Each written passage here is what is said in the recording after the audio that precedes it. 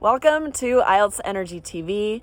Today we're sharing a video of an interview with Livia, 3 Keys student who scored an overall 8 on her IELTS exam. She is an English teacher, so you may be surprised that she also needed strategies to get the score she needed on IELTS. Listen in today for her tips and advice of how you can get the scores you need. And be sure to go to allearsenglish.com/IELTS quiz to get your estimated band score and free resources at your level.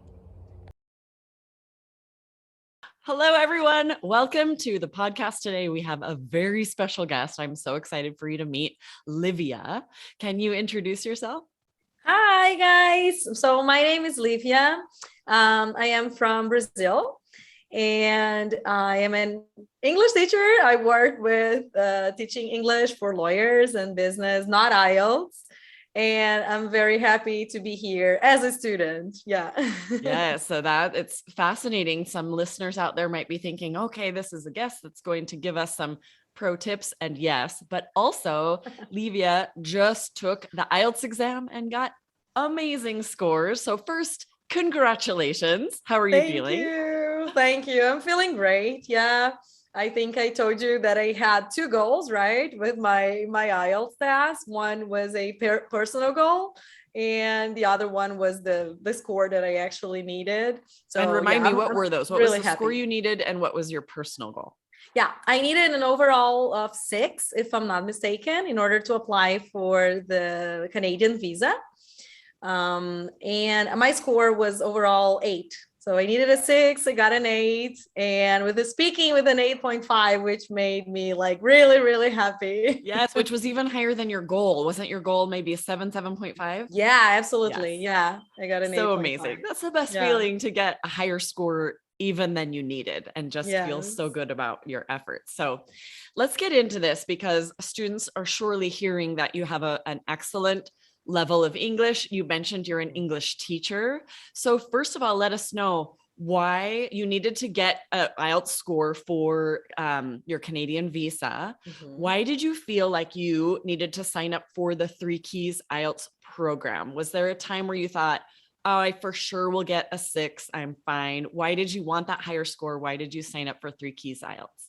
Yeah, I signed for the program because I was not sure that I would get a 6 in the writing tasks, especially. And also in the speaking, because I know it's not just about like, this, because of the strategies, right, that you taught in the course. It's not just about like having a good accent or chatting in English. It's really knowing how to answer and the time and the different tones that you have to use in a different question. So I think with the speaking, I was like, well, I can get a 6. Listening and reading, I was confident that I could get this 6 as well, but not with the writing. The moment that I actually decided to sign up for the course, for the 3 Keys course, was when I asked a colleague of mine to correct an essay that I had written. And it was a bizarre. I don't know if I told anyone this story before, but it was a bipolar essay. Okay, because why am I saying that? Because he gave me a 5, I think, an overall 5. Because I did very bad. Okay, so I basically had one statement, and then all my paragraphs were opposing to that statement. So it was pretty much something like, do you think the government should regulate media? It was something like that. And I said no. So I should stick to it, right? And my entire writing was actually providing evidences for why government should regulate media. And then it was a disaster. And I was so afraid to do the same thing in the day of the test, so I was like, well, okay, I need help. Yeah, that is common. I have seen students who don't have strategies and don't brainstorm, right? You'll have your idea, you put your opinion, and then you're sort of free thought writing, and everything you're coming up with is actually supporting the other side. And then you don't think to go back and change the opinion. That does happen, right? When we don't really know what the examiner's looking for, and when we don't have strategies to organize an essay well, it's pretty easy to score a 5. There are so many things that pull your score down, even for someone who speaks English as well as you and teaches English. Yeah, it's not a no-brainer to be able to sit down and write an IELTS essay. There's so much that's specific that the examiner's looking for that has to be in there, or you're going to get a low score. So you could tell you had that essay looked over by a colleague and you said, oh boy, okay, I'm definitely going to need some help with the writing. So let's dive into that first. What about the 3 Keys IELTS writing module helped you get the score that you needed on test day? I strongly believe the feedbacks that I was provided with, you know, like pointing where I was still slipping, you know, and where I should improve, with some high level vocabulary and sentence connectors and transitions. I think I will remember, not that it's not a matter of memorization, but I still remember the templates, right? So if I have to start writing something, I remember the sentences like, and I will proffer my opinion. And, you know, all of this is still in my mind. So I think it's so well structured, your course and the strategies, that if students really sit down and do their homework, you know, that is to write as many essays as you can, ask for feedback. There's no way that you won't learn it, you know, like So I want to highlight something you said, and that is that you also got feedback, right? You were a personal coach student, you had one-on-one classes, you were able to get essay feedback and speaking feedback. It really depends on the level that students come in with. For some students, it is enough to do the 3 Keys modules, get those strategies and feel confident and get the scores you need. For a lot of students, you need that feedback. You still, even using the strategies, you're not sure if you would get the score you need. So I just want to reach out to all the students listening. It's really difficult to know your level, where you're at, right? What would I score today? Do I need one-on-one you know, feedback? Do I need essay feedback? Are these strategies alone good enough? So I want to quickly let you guys know you can go to allearsenglish.com/myscore to get your estimated band score, find out what you would get today. That's going to give you a really good idea of where you are. Do you need strategies that are created by an examiner? Do you need personal coach classes? Do you need feedback? That's going to give you a good idea, because that's a scary feeling to not be able to grade your own essays and grade your own speaking and not know what you're going to score, right? Yeah, perfect. Let me ask you, so you said the templates in the 3 Keys writing module, linking phrases, and then feedback, getting that feedback on essays and on speaking was huge. What other tips or advice as far as maybe study habits, a study plan, how you organize that, can you share with students? Yeah, sure. I follow the 30-day study plan that you offer. And I think, again, it's perfect. It's so like well structured, you know, and I think, of course, we can do more than it's there. But for example, I went for the 30-day study plan because I had only 30 days to do that. So if you have only 30 days or 60 days, probably you also don't have a lot of time left in your life, you know, to do other things. So following the plan is enough.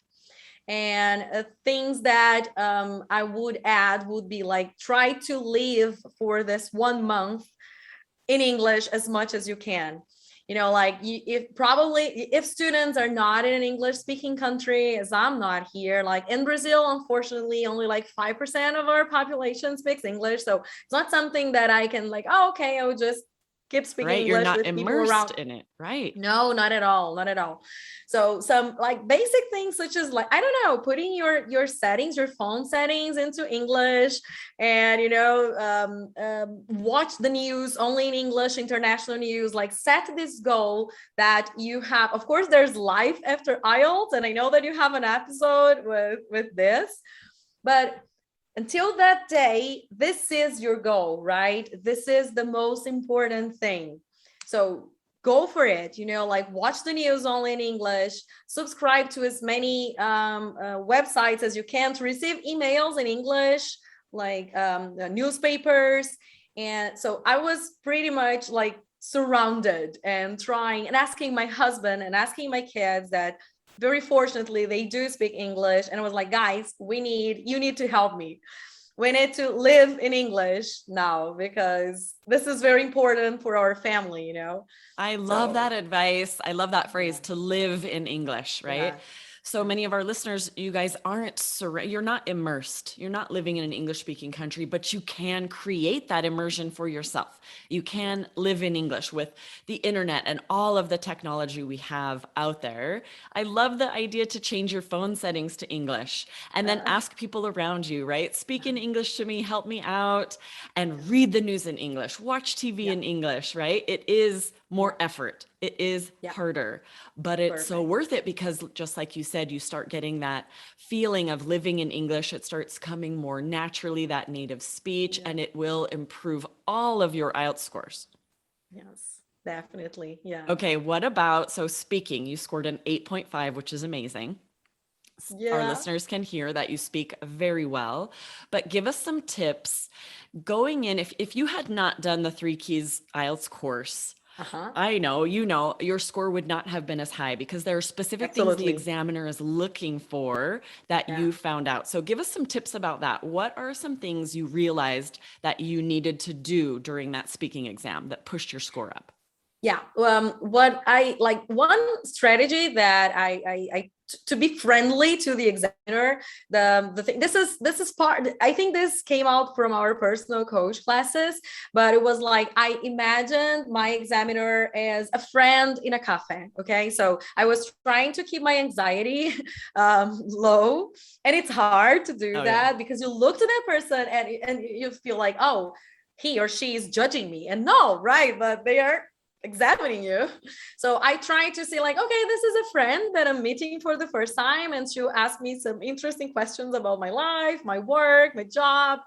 But then regarding now the system and the classes I took, the very important thing was whenever you say that in part 1 of the speaking, we should keep it simple in a sense of like short. Okay, 2-3 sentences per question. Because I think that we get to the speaking task, I think because of the anxiety that you want to speak a lot in the beginning. And then the energy just goes down, right? For part 2 and 3. And it should be the opposite. At least that's what I felt with our classes and with the system. So answer to what they are asking, but keep this energy and to the end. Because part 3 will require you to give longer answers with higher level vocabulary, a little bit more formal, and maybe this is the part that students are more worried. So we try to be formal in the beginning. So you start formally, and then okay, I don't know. I think it's to invert the normal feeling that we would have to start with a lot of energy and then going down, I see what you're saying, because we go in with quite a bit of nervousness, usually some anxiety, and that can make us, maybe we're speaking fast, we're speaking a lot, we're repeating our ideas. That's what's tricky, right? You don't want your answer to be so long that you're just repeating ideas. If you have more to say, more details, sure, your part 1 answers can be longer, but if you're just rambling and repeating yourself, then your fluency score goes down. So that's interesting to think about the energy that you're putting into the different parts. And if you go in so strong and use it all up on part 1, right, it might be tricky in part 3 to be able to access that high level vocabulary that you're using and have those longer, more serious answers. And then another thing that's such good advice that you're sharing is to think of the examiner as a friend. I know we talked about that in speaking personal coach classes and in the 3 Keys IELTS course. Part 1 is so much less formal, right? They're personal questions. They're the types of questions a friend would ask you. So in order to have your answers be very native and natural and informal, in order to feel comfortable using slang and phrasal verbs and idioms, it really helps to imagine it's a friend asking you these questions. That's really, really good advice. Do you feel like that helped you use more slang and informal vocab? Absolutely. Absolutely. Because with like the examiner, we did like a live speaking. I know that some people did it online via Zoom, but now everything is happening again. But for example, a great part of communication for me is like gestures, right? And smiling or not smiling. I think this is part. Oh, yeah. At least for you to feel confident to keep speaking. Not that the examiner will say like if she's enjoying or not, but not seeing the person's mouth because of the mask, I'm like, oh my God, is she saying like, oh my God, that's boring, or is she interested in what I'm saying? So I don't know. I will look at her as a friend, as someone who is interested in me, right? Or a job interview, something like that. Some people might be more nervous thinking of it as a job interview, but it definitely helped me. I was like, well, this is a new friend and I'm meeting her for the first time. She's interested. And her first question was, what do you do for a living? And I was like, seriously, should I say that I'm an English teacher and she will judge me? Like, what should I do now? Your word, she's going to set the bar higher when you say you're an English teacher. So what did you do? Did you tell her you're an English teacher? I said the truth. Yeah, I'm an English teacher. And I think I joked. I was like, so it's pretty hard for me to be in this position here and blah, blah, blah. So nice. Yeah, I tried like to just like you would for friendly. A friend, right? Yeah, yes, exactly. That helps so much. It can be really difficult for students to use very informal vocabulary and slang, especially if they're thinking of the examiner as a teacher or an examiner. They start sounding more like a student. And that's one of the biggest mistakes students make on the IELTS exam, because you can't sound like a student. You're trying to sound like a native. So if you're being asked, what do you do for work? What do you do on the weekend? What do you do with friends? And you answer very formally like you would to a teacher, it's not appropriate for the question. It's a very personal question, right? So I love that. Just think of the examiner as a friend, even if you can't see their mouth, assume they're smiling. Assume they're interested and engaged. We talk about how the examiner often will have no reaction with their face. They can't really, they're not supposed to give you any indication of how you're doing. So it's often just sort of a serious face looking back at you. Ignore that. Pretend you have a friend that isn't very expressive, and just imagine it's a friend asking you questions that you're chatting with, and it'll be so much easier, just like you said, to get that variety of vocabulary, more informal on part 1 and part 2, and also the more interesting intonation where you can hear emotion. You can hear if you sound excited or happy, right? We can't have that monotone that kills our pronunciation score. Absolutely. Okay. Any final tips that you could share with our listeners? Something that really helped you as you were studying? Any strategies for other parts of the exam? Let us know. Yeah, I would say, like, as Jessica says during the classes, trust the system. I think this is a sentence that I will keep for my life. Like whenever I ask a student for them to do something now and they're like, why should I do that? Now I just say, trust me, trust my purpose, the purpose of the class. So trust the system, like do the classes, print the materials as needed. It's incredible. It really was like amazing. I would say like groundbreaking, for me to be a student again, to study English again, and to see how well developed your course is, and strategies, and how much it works. When it comes to tips for the other, read like material, read it every day in English, listen to the news. Even if you don't understand everything, try to imagine what's being said, try to interact. I think there's this thing, usually reading and listening, we think as a passive activity, something that we don't do anything. No, react to that, right? Read and have an opinion, like either I agree or I disagree with that, but just don't read, consume material. Argue perhaps with the text, listen to something and think like, oh, if this were a debate, what would I say here, right? In what I'm listening. So I think this really, really helps. And be prepared for different accents, because my entire listening was with New Zealand and Australian accents. And I was like, seriously, why? But okay, you will get to that. Yes. Yes, So but that's listen to a really, variety of accents, because this is really, really important. Yeah. yes, that's such good advice. So much good advice there. Yes, definitely find resources where people are speaking in these different English accents, because that's very common that the listening exam will have a variety audio of different accents that you're going to hear.